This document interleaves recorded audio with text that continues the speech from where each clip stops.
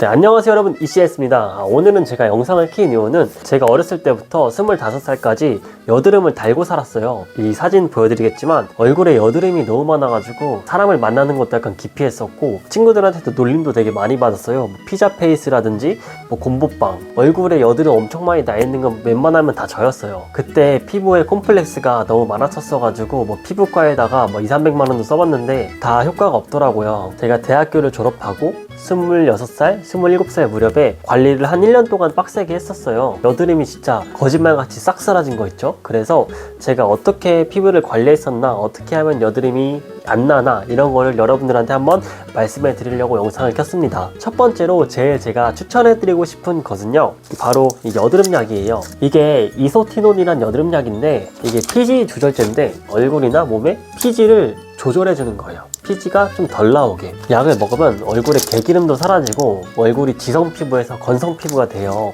여드름 나신 분들은 이 약을 반드시 먹으셨으면 좋겠어요. 여드름도 잘 안 나긴 하지만 피부가 굉장히 건조해져서 노화가 걱정이 돼요. 이 약을 먹으실 때는 이런 마스크팩을 꼭 해서 수분을 항상 보충해 줘야 됩니다. 여드름 피부를 탈출할 수 있는 첫 번째 방법으로는 이 이소티논과 마스크팩을 하는 것입니다. 그리고 두 번째는 면도기를 청결하게 하는 것입니다. 이 면도기를 어떻게 청결하게 하냐면은, 여러분들 항상 면도하시면은 흉터도 나고 면도기 때문에 모낭염이 난 적이 굉장히 많으실 거예요. 근데 제가 그거를 어떻게 극복을 해냈냐, 이 면도기를 이런 쿠팡에서 산 건데, 이게 알코올솜이에요. 이 알코올솜을 매일매일 면도할 때마다 이렇게 찢어서 이걸로 면도기를 이렇게 쓱 닦아주는 거예요. 제가 여기 끝으로 면도기를 닦았고 반대쪽 부분으로는 면도할 부분을 한번 닦아주는 거예요. 알코올솜으로.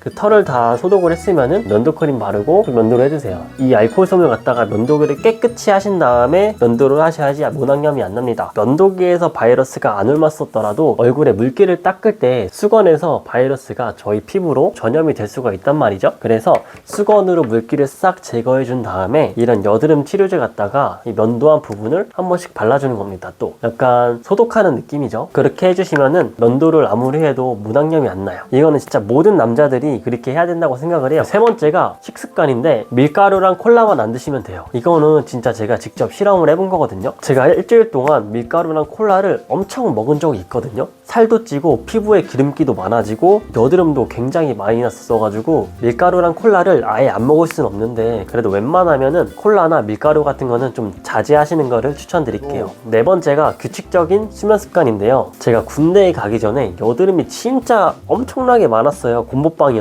군대 들어가서 규칙적으로 자고 규칙적으로 일어나고 충분히 자니까 여드름이 좀 진정되고 가라앉더라고요. 충분한 수면을 취하면은 이 몸 안에 염증 수치를 좀 낮춰준다고 해요. 규칙적인 수면 습관이 되게 어려울 수 있는데, 그래도 최소한 7시간은 주무셔 주시는 게 피부에도 좋고 여드름에도 좋으니까 7시간 이상 수면하는 거를 추천드립니다. 그리고 다섯 번째가 이중세안인데요. 여러분들 그냥 보통 이런 폼클렌징으로 세수하시잖아요. 저는 폼클렌징을 하기 전에 이런 클렌징밤 같은 걸로 선크림이랑, 화장하신 분은 이걸로 첫 번째 세안을 해주세요. 두 번째로 폼클렌징으로 이중 세안을 해주시는 거예요. 이 폼클렌징을 2번 하는 거는 피부에 좀 무리가 갈 수 있는데, 이 클렌징 밤으로 먼저 한 다음에 폼클렌징을 쓰면은 피부에 무리가 안 가니까 이렇게 두 개를 가지고 이중 세안을 해주시는 거를 추천드립니다. 그리고 마지막으로 여섯 번째인데요. 이거는 제가 효과를 제대로 본 건지 아니면 약 때문에 효과를 본 건지 약간 애매해가지고 넣을까 말까 고민을 많이 했어요. 그치만 그래도 이게 아예 효과가 없었던 건 아닌 것 같아가지고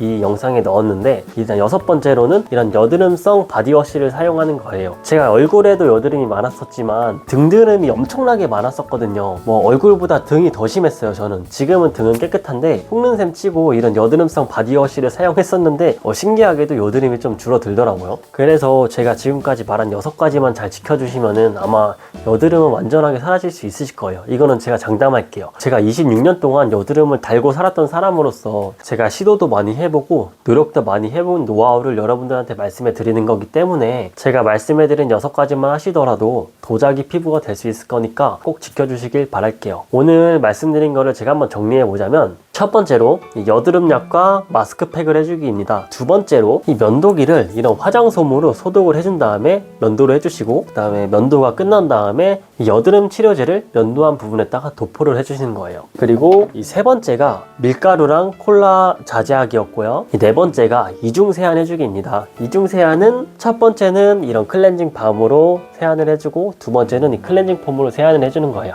그렇게 이중 세안이 네 번째였고요. 또 한 가지 다섯 번째는 규칙적인 수면 습관이에요.